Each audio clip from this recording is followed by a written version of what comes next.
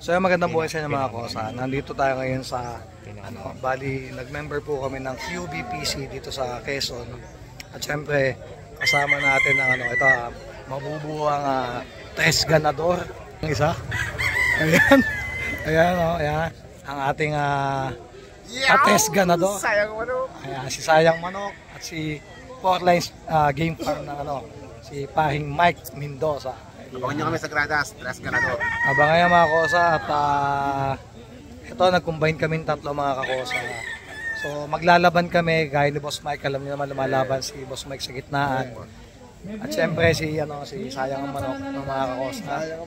Ayan, nandito. So hindi na natin papakita yung mga manok dahil na-report tayo, na-strike tayo. Kaya yan, so nag-member tayo dito mga kakosa. Sana malaki na yung member na to.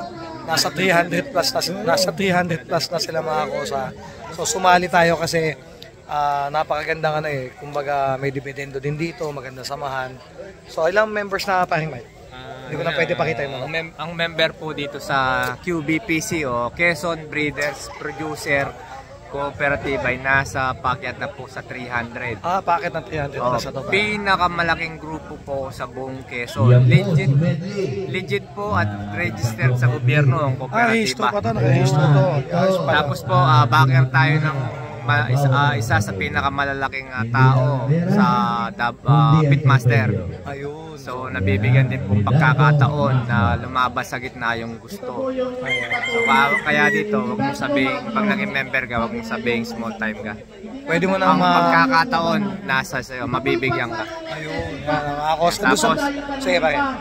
Tapos po, sa bawat palaban po nito, hindi naman mga palaban ng grupo ay hindi naman mabibigat. Minsan 2 weeks lang, talagang pangmasa. 2 weeks, 3 weeks, round derby dito. Pero sa bawat laban na sasalihan mo, may dividendo. May dividendo papasok sa'yo. Manalo, matalo man ang manok mo, may dividendo ka. So isipin mo, minimum 10k na lang yan sa bawat isang labanan, no? Okay. O isipin mo, pag nakasampung laban ka lang, so may 100,000 ka? May 100,000 ka, papunta sa diretso sa iyan. Ayun, napakaganda So mga kosa, syempre meron din tayo ditong mga nakakapanood taga Quezon o Candelaria mga kosa. So pwede kayong sumali dito sa sa grupo na to. Sa buong ito, actually 4A ito. Lahat kahit sa Luzon pwede nito. Kasi pwede to. Ay meron acceptable talaga. Meron dito, tawid dagat pa. May Bicol din dito. Member na, may Bicol din, may Laguna, may Cavite, Rizal, nandito na halos. Ayan. So abangan niyo mga kakosa yung test ganador. Syempre hindi mawawala yung isa sa pinakamayabang.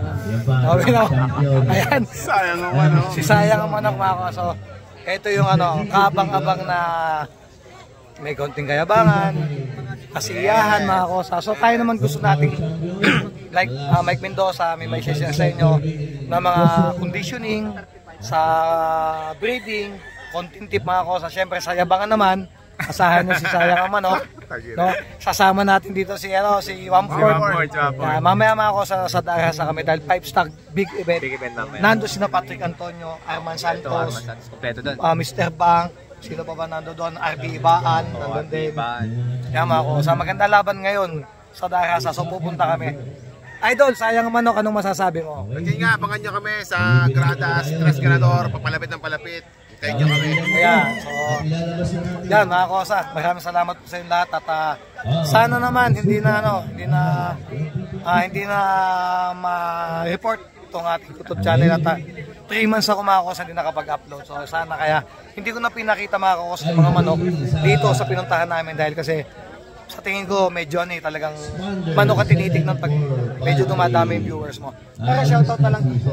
Tres ganador. Yan. Yeah, shoutout ka pala sa tres ganador. Follow nyo. Lalabas sa photo. Malapit na. Yan, ito po si Mike Mendoza.